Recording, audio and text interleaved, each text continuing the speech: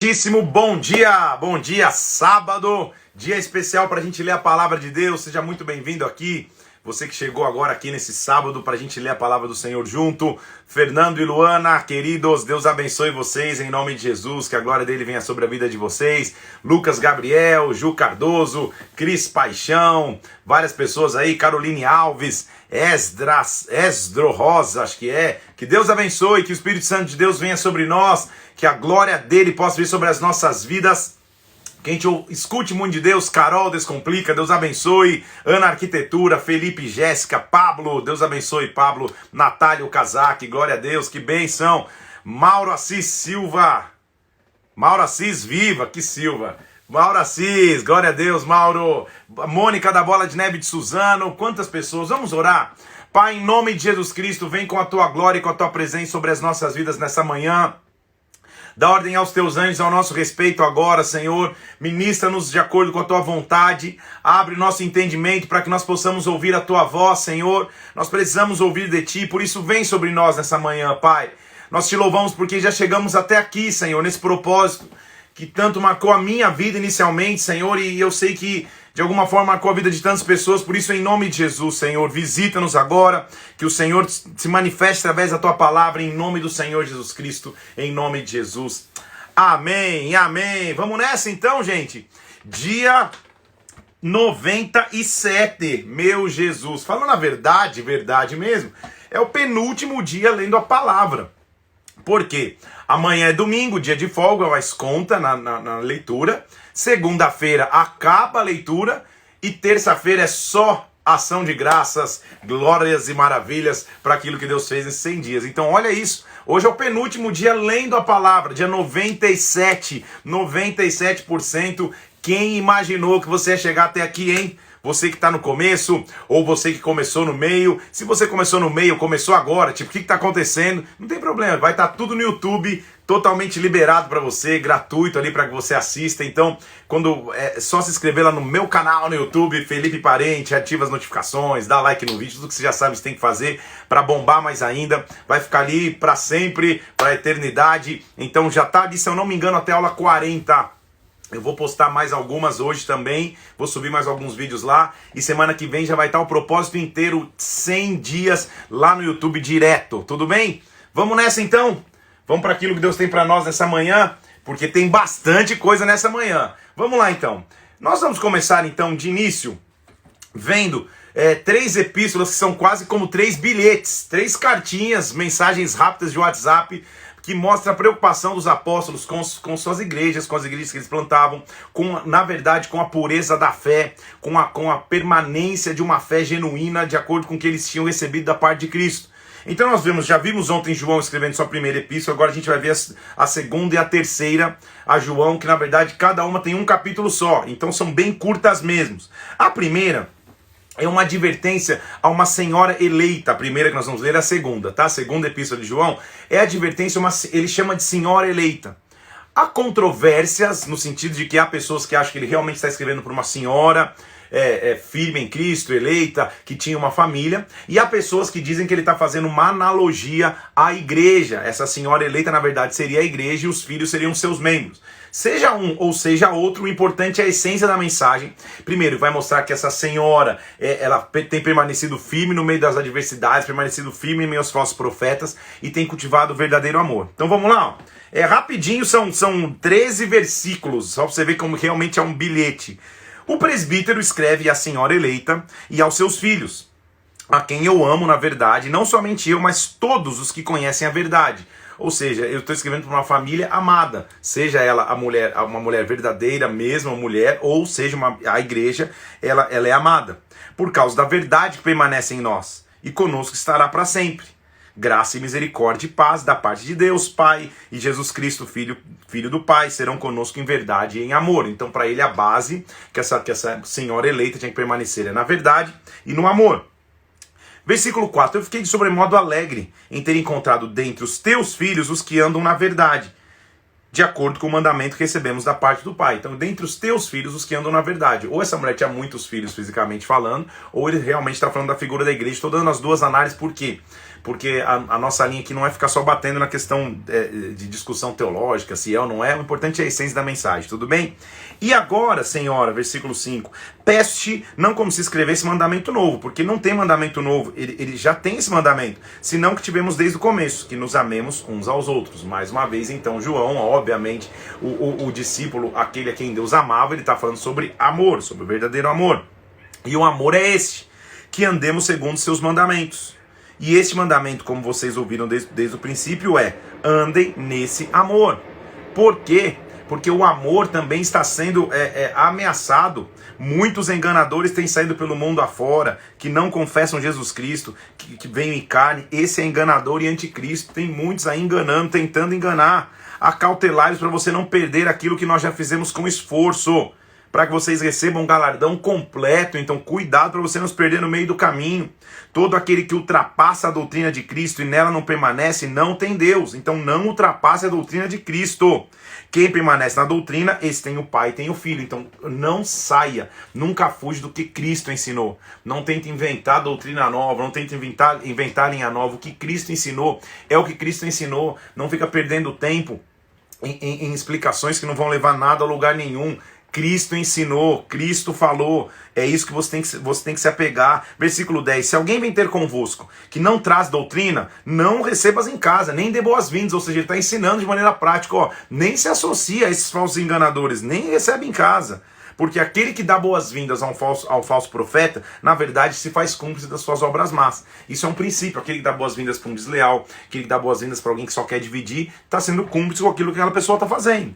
Versículo 12. Ainda tinha muitas coisas para vos escrever, mas não vou fazer com papel e tinta. Espero ter convosco em breve e dizer em viva voz: os filhos da tua irmã eleita te saúdam. Então pronto. Ele considera a irmã eleita, ou seja, os filhos da igreja que também foi eleita, dando saudações para essa senhora eleita.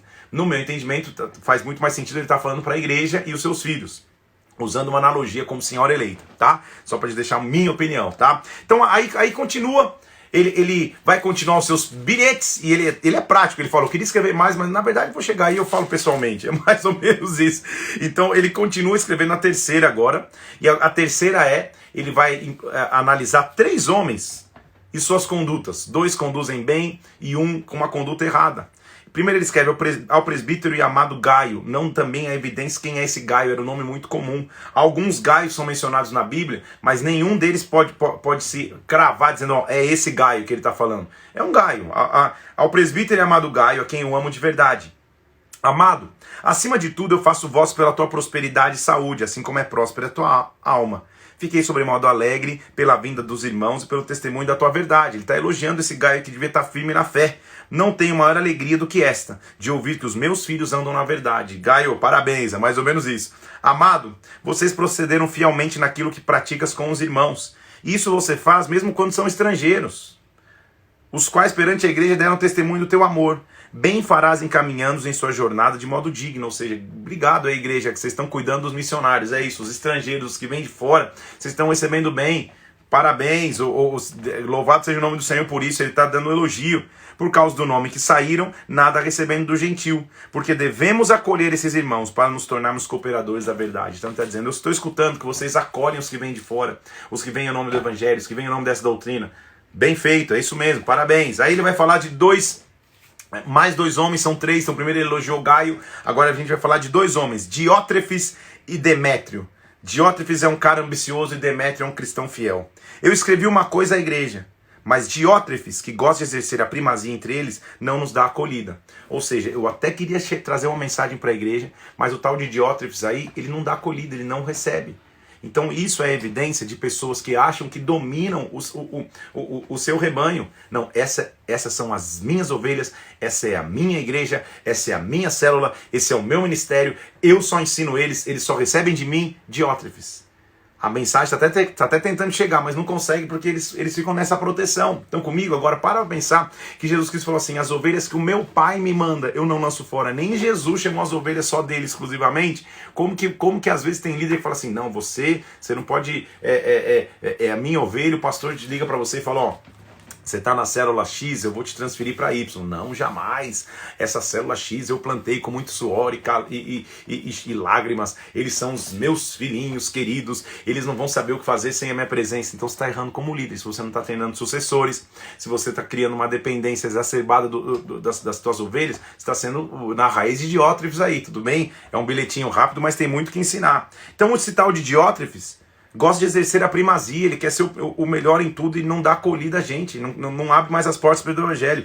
Pedro já está falando, olha, versículo 10, se eu for aí, eu vou lembrá-lo das obras que ele pratica, proferindo contra nós palavras maliciosas. E não satisfeito com essas coisas, nem ele mesmo acolhe os irmãos, como que impede os que querem receber e os expulsa da igreja. Ou seja, ele não faz o trabalho dele, quem quer fazer ele expulsa da igreja. Diótrefes acha que está no controle de tudo, quer criar império e não reino. Quer criar império onde ele vai reinar como imperador e não reino, onde tem servos que servem um só rei dos reis, Senhor dos senhores.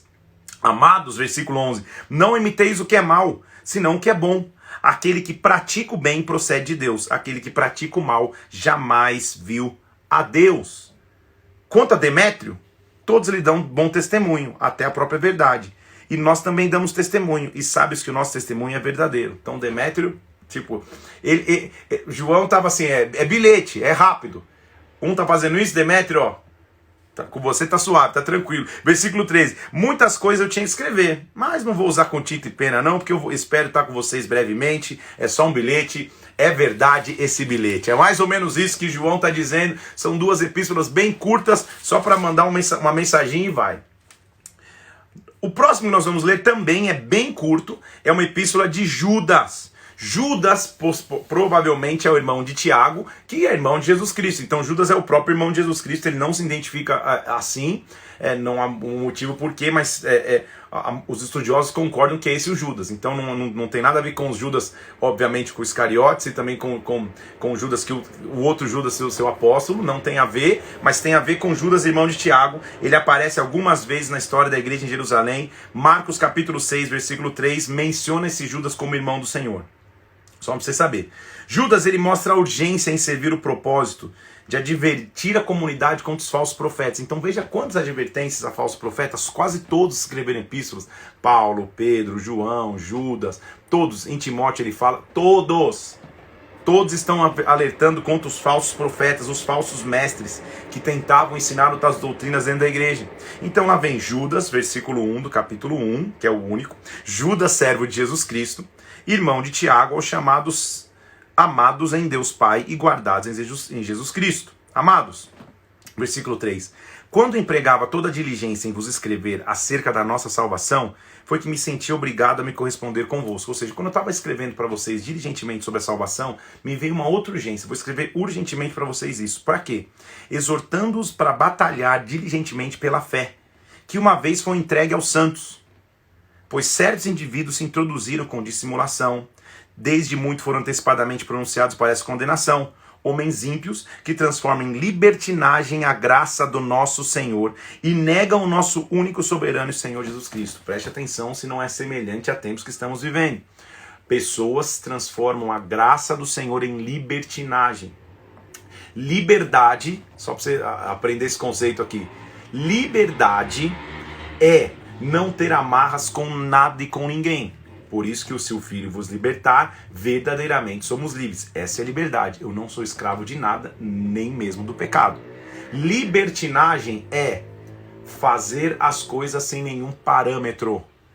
Libertinagem é diferente de liberdade. Libertinagem é quando eu me perco no pecado, quando eu me perco na bebida, quando eu me perco na promiscuidade. Isso é libertinagem. E há pessoas confundindo libertinagem com liberdade. A graça nos dá liberdade de não sermos presos a nada. Eu não sou mais escravo do medo, eu não sou mais escravo do pecado, eu não sou mais escravo da maldição, eu sou livre. Eu sou livre, eu não tenho libertinagem na minha vida, entendeu? Então ele está dizendo, esses caras entram com libertinagem, transformando a graça do Senhor. Agora, eu quero lembrar vocês, versículo 5, estejam cientes de uma vez por todas, que o Senhor, tendo libertado um povo, tirando do Egito, destruiu depois os que não creram. Então, eu quero deixar um negócio claro para vocês. Ele tirou todo mundo do Egito, mas depois os que não criam foram sendo destruídos aos poucos. Cada um foi sendo destruído. E há anjos que não guardaram seu estado original e abandonaram seu domicílio, ele também tem guardado esses anjos sob trevas, em algemas eternas para o juízo do grande dia. Ou seja, até os anjos que entraram em libertinagem e se revoltaram, eles também foram punidos. O que ele está tentando nos mostrar? Não acho que Deus não vê libertinagem, viu? Não acho que Deus não olhe para a libertinagem. Como Sodoma e Gomorra, as cidades vizinhas, que havendo se entregado à prostituição, como aqueles seguindo após outra carne, são postas como exemplo do fogo eterno sofrendo punição. Ou seja, libertinagem já tem um exemplo, Sodoma e Gomorra. Vocês conhecem a história, o que aconteceu com ela, ele está falando para o povo que está lendo. Ora, estes da mesma sorte, os falsos mestres, quais sonhadores alucinados, não só contaminam a carne, como também rejeitam o governo e difamam autoridades superiores. Então, uma característica, eles rejeitam o governo, não querem submeter a ninguém, querem ser senhor de si mesmos, transformam a graça em libertinagem. Tá aí a fórmula, não é fácil de identificar. Não é difícil de identificar, é só olhar, não submete a governo, não quer submeter a autoridade nenhuma, quer ser senhor de sua própria vida e transforma a graça em libertinagem. Ele diz assim, olha, ai deles, porque prosseguiram pelo caminho de Caim, movidos de ganância, se precipitaram no erro de Balaão e pereceram na revolta de Corá. Tá falando exemplos do Antigo Testamento que a galera poderia entender, né? Caim, que matou o seu irmão, Balaão, que foi contratado para amaldiçoar o povo de Deus, Corá, que fez uma revolta contra o sacerdócio. Estes homens são como rochas submersas em vossas festas de fraternidade, eles estão lá escondidos, se banqueteiam juntos sem qualquer recato.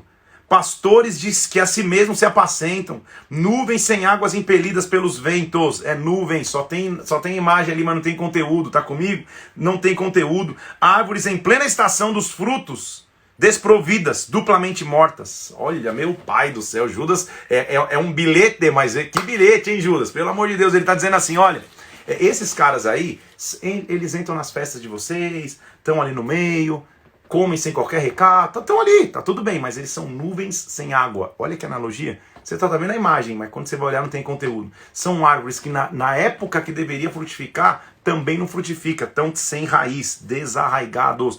Cuidado, desarraigados. Muito bem. Aí ele continua dizendo assim, ó, esses, versículo 19, perdão, vamos no 16. Os tais são murmuradores, são descontentes, andam segundo as suas paixões, sua boca vive propalando grandes arrogâncias, são aduladores dos outros por motivos interesseiros.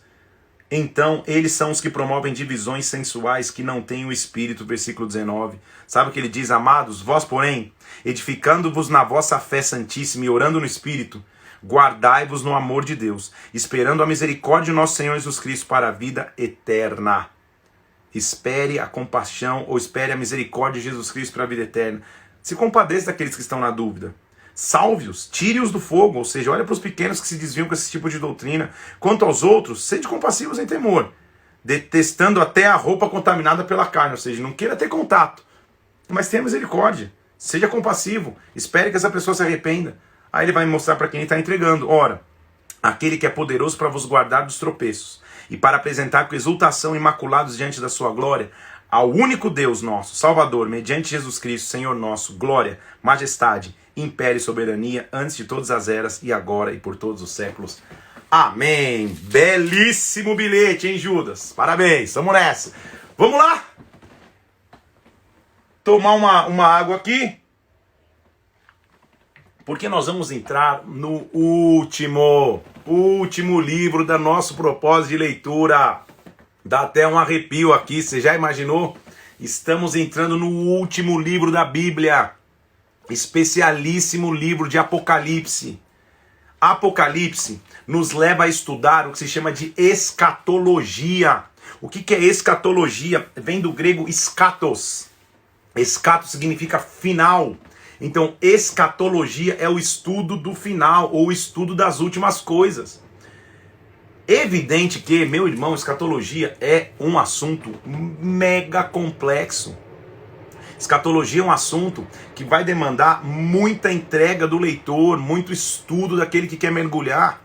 Então é óbvio que em 2 lives, nem 2 lives inteiras, hoje e segunda-feira, é impossível falar de todos os sinais do fim dos tempos que nós estamos vivendo, da realidade presente. Eu vou me ater a ler os capítulos e versículos e mostrar a interpretação dos capítulos e versículos. Não dá para ver hoje em dia o que está acontecendo no cenário mundial agora, comentar sobre isso. Há muitos pastores que têm feito isso.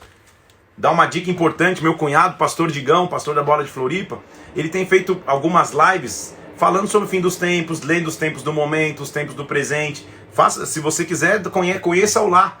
Ele vai falar bastante sobre isso. Pastor Santos da Bola de Neve de Natal, no YouTube dele, ele também fez o Apocalipse dia a dia. Tem muitos pastores fazendo. Quem sabe um dia eu faça um módulo específico só sobre o Apocalipse, porque o Apocalipse, evidentemente, ele é muito rico. Então, meu papel aqui é ler os capítulos e falar sobre os capítulos na sua literalidade e algumas interpretações e revelações. Não dá para cobrir tudo, só para te avisar antes, tá? Tudo bem? Você não tem uma expectativa e realidade frustrada. Aí você fala, meu Deus, eu achei que a gente ia sair daqui dessas 2 últimas lives com o dia da volta de Cristo e o horário para poder me preparar. Não vai, tá? Porque ninguém consegue. Então vamos nessa. Vamos lembrar então dos métodos de interpretação? Eu já te mostrei isso, vou mostrar mais uma vez, só para que você entenda, tá? Vamos lá, deixa eu colocar aqui. Os métodos de interpretação do Apocalipse, eu sei que está ao contrário, tá? Existe o método literal e o método alegórico. Ou você interpreta literalmente, ou começa a entender as alegorias. Há 2 maneiras de se interpretar o Apocalipse. Tem várias escolas de pensamento, como o idealismo, o preterismo, o historicismo e o futurismo. E interpretações sobre o milênio. Tem pessoas que são amilenistas, achando que o milênio não vai acontecer, o pré-milenista ou o pós-milenista. Então, o que eu quero te fazer entender? Nós vamos numa linha só de interpretação. Se uma só já vai ser difícil falar tudo, mas não dá para falar todas, tá? Então nós vamos na linha pré-milenista dispensacionalista. Pré-milenista dispensacionalista, pré-tribulacionista. Vamos nessa? Pré-milenista dispensacionalista, pré-tribulacionista. Pastor do céu, fala em português porque eu não falo outro idioma. Calma. O que significa isso? Pré-milenista, dispensacionalista, pré-tribulacionalista, significa dizer, em outras palavras, nós, igreja, somos arrebatados antes da grande tribulação. Ponto. Durante a grande tribulação, o reinado do anticristo na terra, nós, igreja, estamos nas bodas do Cordeiro, não estamos na terra, não vivemos a grande tribulação. Após as 7 semanas de Daniel, os 7 anos, a 70ª semana de Daniel, que eu já vou te falar aqui, Jesus Cristo volta com a sua igreja para reinar no milênio. Há no milênio, então, a prisão de Satanás, o reinado de Cristo na terra. Um pouquinho antes acontece a batalha do Armagedon, que marca o milênio acontecendo, o início do milênio. Acaba o milênio, Satanás é solto e acorrentado para sempre e derrotado para a eternidade. Os ímpios são julgados e aí nós estamos na eternidade. Tudo bem? Só para te colocar o esquema aqui então, tá? Estamos vivendo a era da igreja.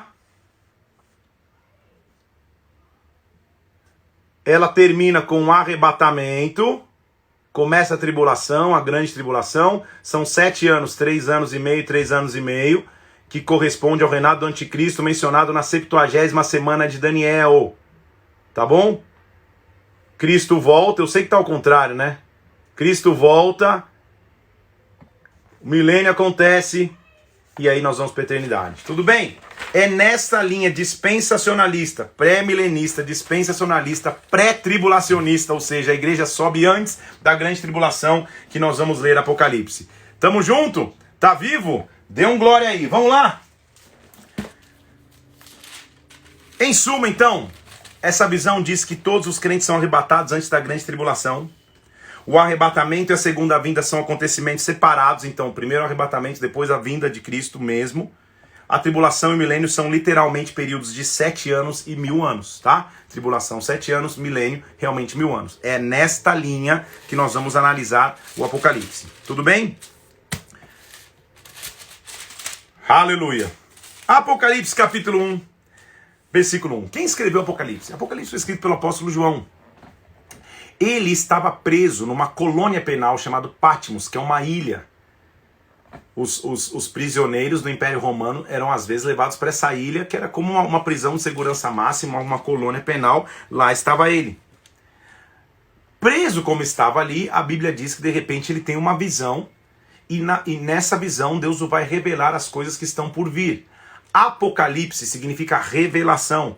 Em inglês é até revelation, tá? Olha a dica aí, quem sabe um dia eu faço uma live falando sobre como traduzir. Às vezes você está traduzindo, um pastor, o cara fala Revelation e está falando Apocalipse, tá? Então alguns livros têm um nome um pouquinho diferente. Então não é Apocalipse, tá bom? É Revelation. Então Revelation é Revelation. Apocalipse é revelação. Então, capítulo 1, versículo 1, vamos mergulhar no estudo dos últimos tempos, dos últimos dias. Revelação de Jesus Cristo, que Deus lhe deu para mostrar aos seus servos as coisas que em breve devem acontecer, que ele, enviando por intermédio do seu anjo, notificou ao seu servo João. Então João estava na ilha de Patmos e de repente ele recebe essa carta, ou essa revelação. Ele vai começar falando para 7 igrejas. São 7 igrejas da Ásia, cidades próximas. E claro que escatologicamente, como eu já te disse, existe uma análise de cada era da igreja moderna, associando-se com cada igreja que ele falou. Também não vai dar tempo de entrar nisso, mas o estudo da escatologia nos faz entender em que era nós estamos, em que igreja nós estamos, e assim vai, tá?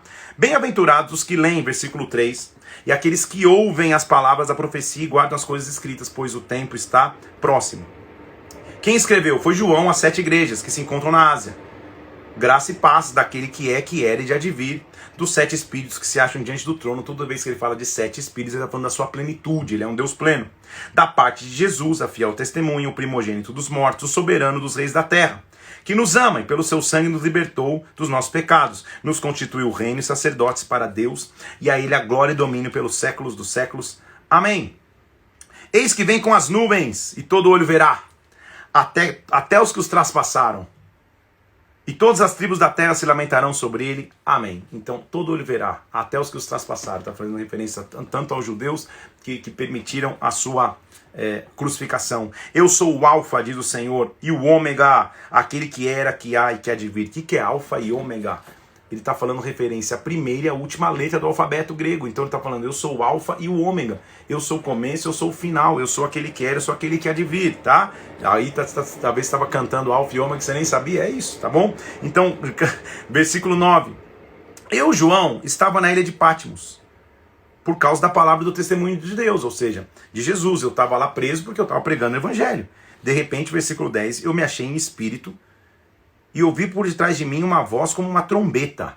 E diz assim, escreve, João, manda para 7 igrejas. Aí ele vai nomear 7 igrejas. Éfeso, Esmirna, Pérgamo, Tiatira, Sardes, Filadélfia e Laodiceia.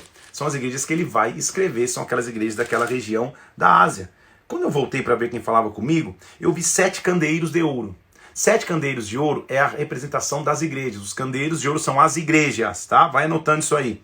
E no meio dos candeeiros, um semelhante ao Filho do Homem, com vestes talares, cingido à altura do peito e com cinta de ouro. É alguém vestido com estola sacerdotal. Então, no meio das 7 igrejas, eu vi um cara vestido de sacerdote. Quem é ele?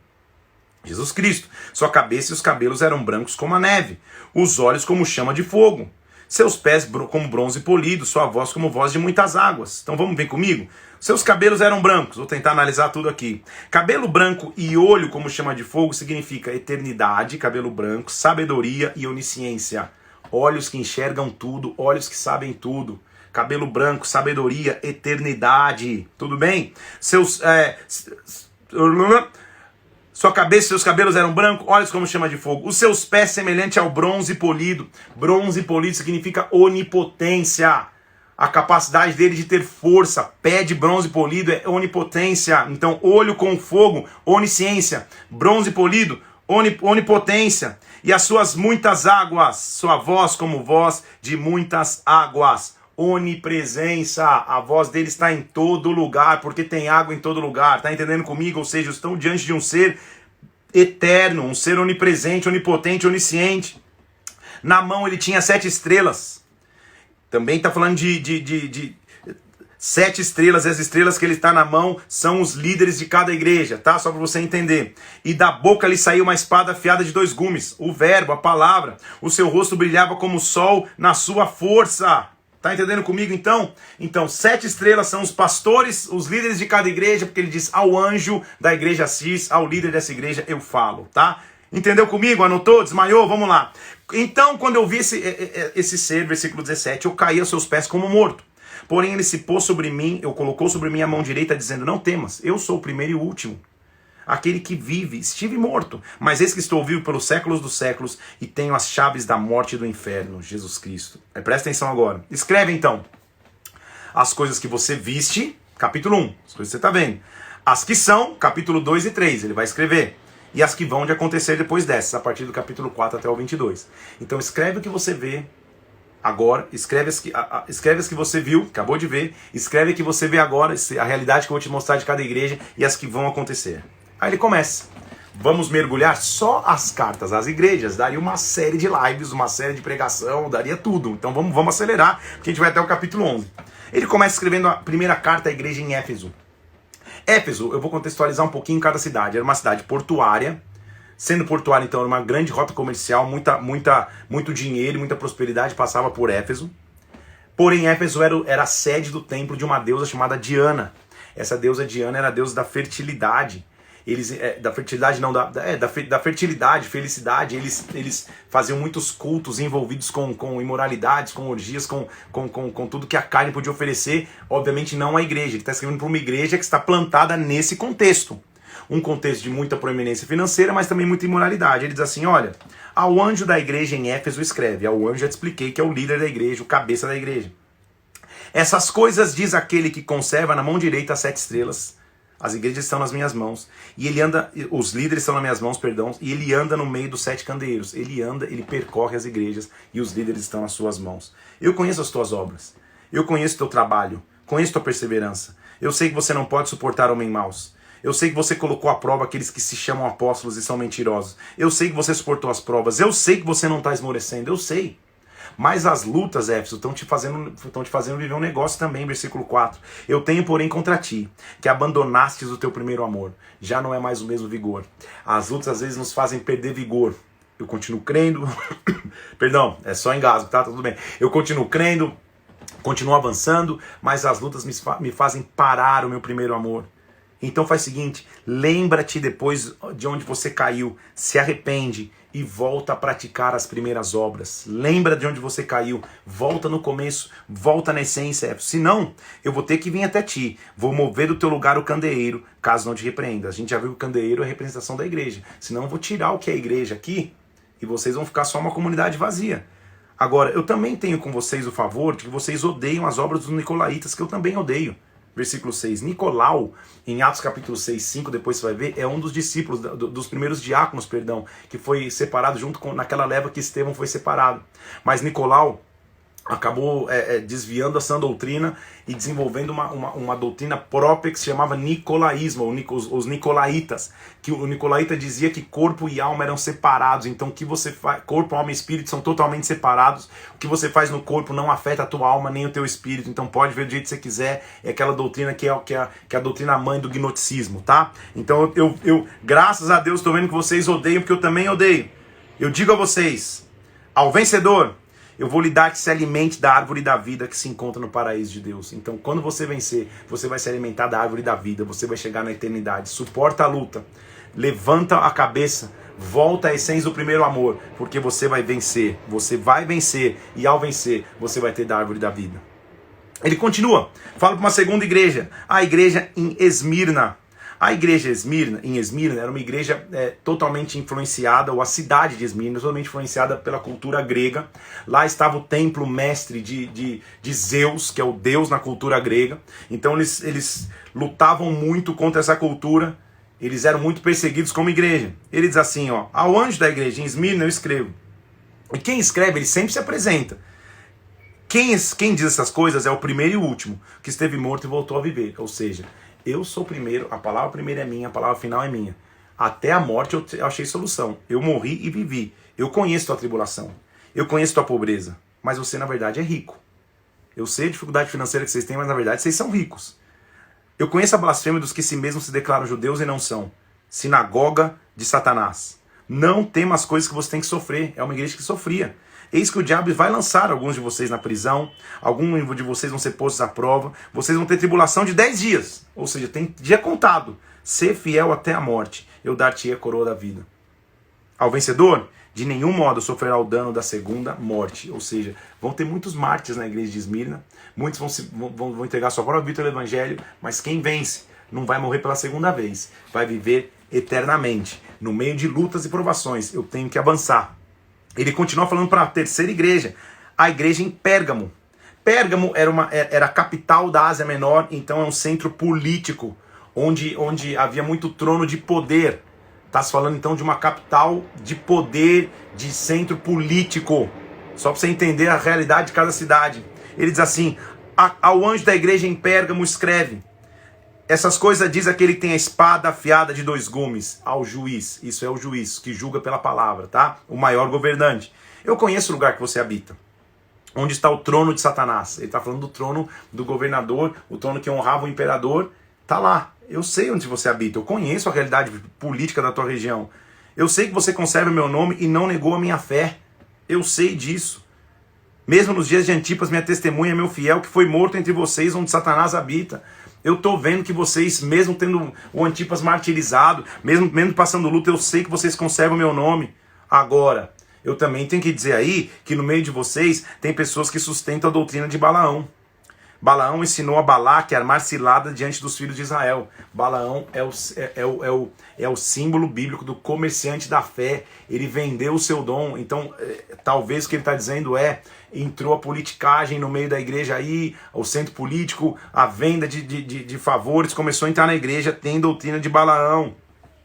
Eles estão praticando prostituição.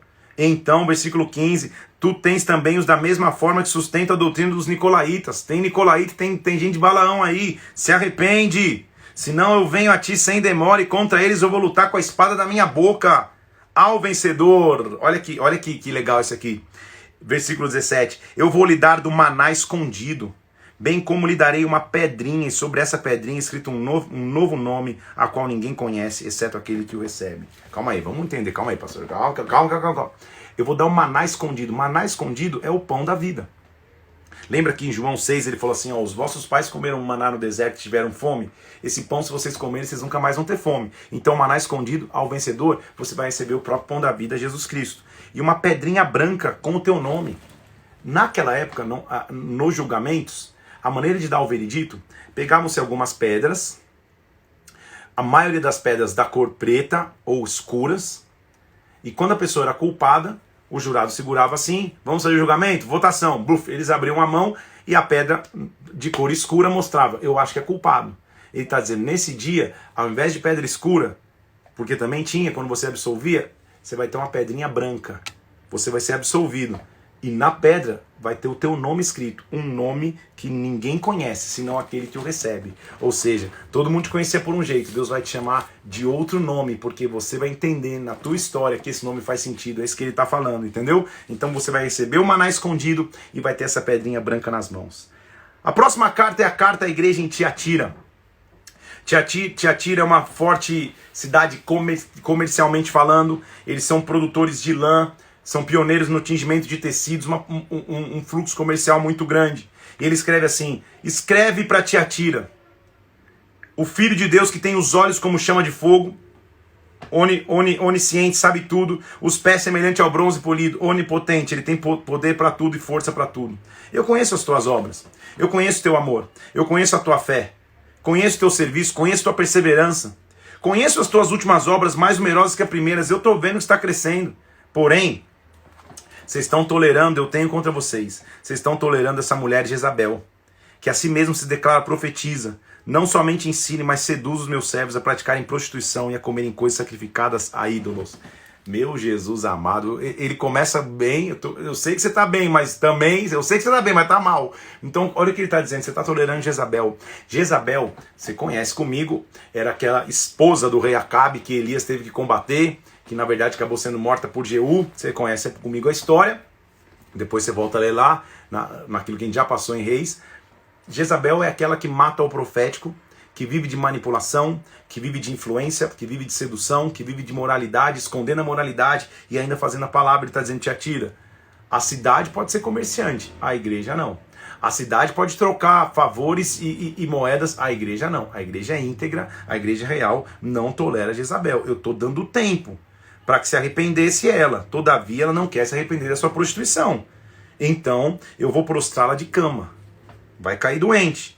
E também com elas que adulteram, caso não se arrependam. Eu matarei os seus filhos, não vai ter continuidade, e todas as igrejas conhecerão que eu sou aquele que sonda mentes e corações. Então o reinado de Jezabel está acabando sobre a igreja, é isso que ele está dizendo. Ela vai ficar de cama, os que deitam com ela também. Os seus filhos não vão viver, não vai ter continuidade, porque eles vão saber que eu sou o Deus que sonda mentes e corações. Digo a todos vós outros, todos os que estão em Tiatira, que não têm essa doutrina, ou seja, que não estão presos com Jezabel, que não conheceram como eles dizem as coisas profundas de Satanás, outro peso não vou jogar sobre vocês. Só conservem o que vocês têm até que eu venha. Ou seja, vocês estão íntegros aí, permaneçam. Vocês não vão ter outro peso não, só permaneçam firmes. Ao vencedor, versículo 26, que guardar até o fim as minhas obras, eu lhe darei autoridade sobre as nações. Com cetro de ferro regerá e reduzirá os pedaços como se fossem objetos de barro. Isso é autoridade sobre as nações. Assim como também eu recebi do meu Pai, eu vou dar a estrela da manhã. A estrela da manhã é o símbolo de um novo começo, da estrela que brilha, do sol que brilha, a estrela da manhã. Então todos vocês vão ter uma chance de começar, de avançar. É só não tolerar Jezabel, é só não entrar com imoralidades na presença de Deus, é só porque senão você vai deitar de cama e vai ficar deitado e não vai ter continuidade. Agora, se você não tem essa doutrina, eu não vou te dar mais peso não, só avança. Você vai ter vara para reger nações, você vai ter a estrela da manhã. Aí ele fala para uma igreja chamada em Sardes. Sardes era a sede de um templo de uma deusa chamada Cibele, que é a deusa da fertilidade.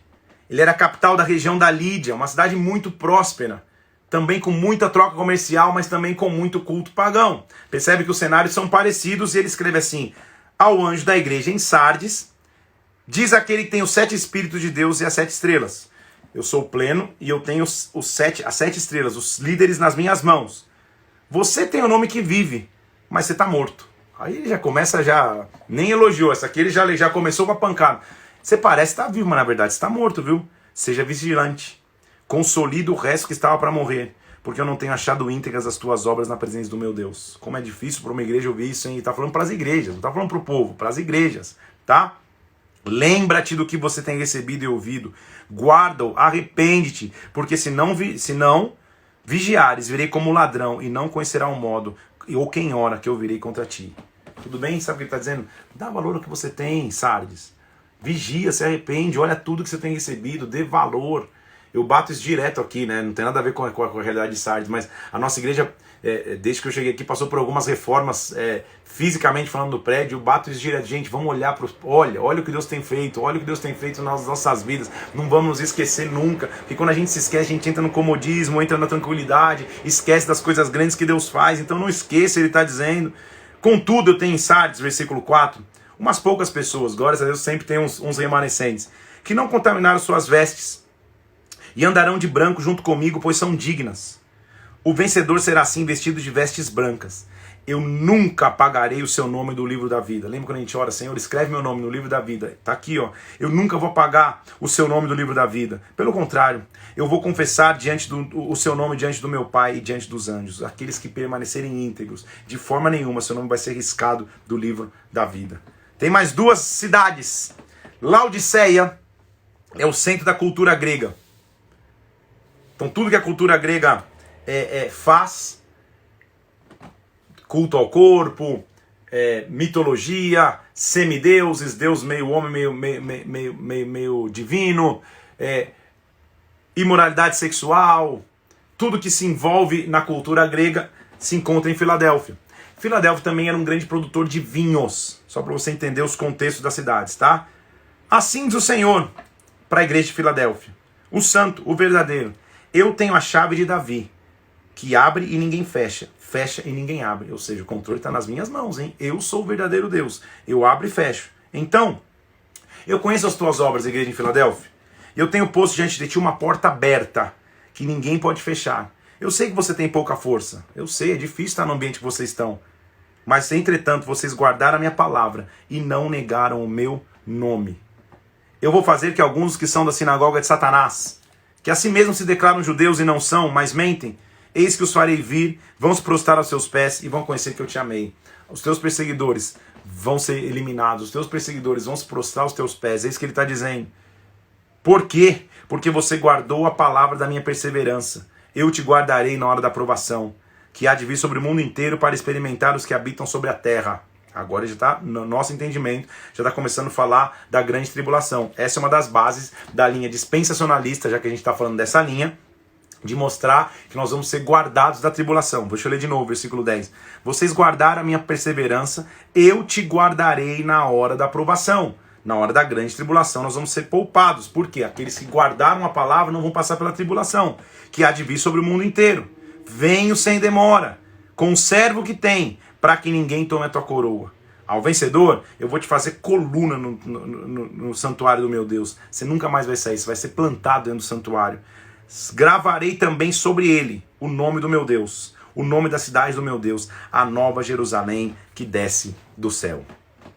Na nossa análise dispensacionalista, vem a última era da igreja antes do arrebatamento, que é a igreja em Laodiceia. Capítulo 3, versículo 14, eu escrevo para Laodiceia. Laodiceia, só para você entender, é uma cidade de inovações médicas e científicas. Eles inventaram o colírio, por exemplo. Aquela solução que você pinga, olha explicando o colírio, pingava nos olhos como medicina, como remédio. Então, eles são inventores desse colírio e eu vou te mostrar o porquê é importante você ter essa informação. Ao anjo da igreja em Laodiceia, essas coisas diz o amém. Eu dou a palavra final. O testemunho é fiel e verdadeira. O princípio da criação de Deus. Nele tudo começa, nele tudo termina. Ele é o princípio, ele é o amém. Laodiceia, eu conheço as tuas obras. Você não é frio nem quente. Quem dera você fosse frio ou quente. Será que nós não estamos vivendo na época de Laodiceia? Pessoas vivendo na mornidão? Cuidado, hein? Porque se você for morno, nem quente nem frio, eu estou prestes a te vomitar da minha boca. Você está dizendo, eu sou rico, uma cidade rica. Eu sou abastado, eu não preciso de nada. Tá bem minha vida como tá. Você não sabe, na verdade você é infeliz. Você é miserável, pobre, cego e nu. Você é miserável, pobre, cego e nu, achando que tá mandando bem. Sabe o que eu te aconselho? Laodiceia também foi a primeira cidade a inventar o sistema de moedas, tá? De troca de moedas, só para você entender o que ele vai dizer. Eu te aconselho primeiro, de mim, compra ouro refinado pelo fogo. A base da tua moeda, a base da tua riqueza tem que ser eu, para que você se enriqueça. Vista vestes brancas, porque eles também produziam tecidos, mas vistam vestes brancas, a fim de que não seja manifesta a vergonha da tua nudez. E adquira de mim colírio para ungir os olhos, a fim de que você veja. Ou seja, vocês acham que vocês fabricaram o colírio, aí vocês são inventores do colírio? Compra o meu colírio. Então aqui ele está dizendo, usa o meu ouro, veste as minhas vestes, usa o meu colírio. Eu repreendo e disciplino aqueles que amo. Se pois zeloso e se arrepende. Versículo 20. Igreja de Laodiceia. Era que escatologicamente nós entendemos estar vivendo. Eis que eu estou à porta e bato. Se alguém ouvir a voz e abrir a porta, entrarei em sua casa, cearei com ele e ele comigo. Ao vencedor, eu vou lhe dar sentar-se comigo no meu trono, como eu também venci, me sentei com meu Pai que está no trono.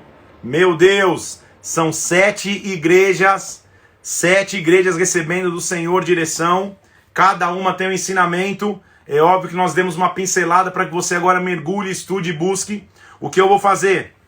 Nós vamos agora do capítulo 4 ao capítulo 11. Mas como a história vai dar uma guinada aqui, depois de estudar as igrejas, eu vou encerrar essa live agora, porque só faltam 10 minutos, eu não quero interromper depois. Eu vou encerrar, subir no IGTV e continuar mais um pouquinho aqui. É sábado, o feijão que lute no fogo. Então eu vou encerrar essa live, colocar ali no IGTV e já vou iniciar. Então você que está aí comigo, volta, hein? Porque nós vamos agora entrar do capítulo 4 até o 11 para entender o que vai acontecer. Mas uma coisa entenda, eis que eu estou à porta e bato. Ele está às portas. Se alguém ouvir a voz e abrir a porta, ele entra e ceia conosco. Abra a porta, deixa ele entrar, porque é tempo de nos prepararmos. Daqui a pouquinho então, hein? Nem um minuto. Vou subir no IGTV e já começo a segunda live de hoje. Deus te abençoe, até daqui a pouco.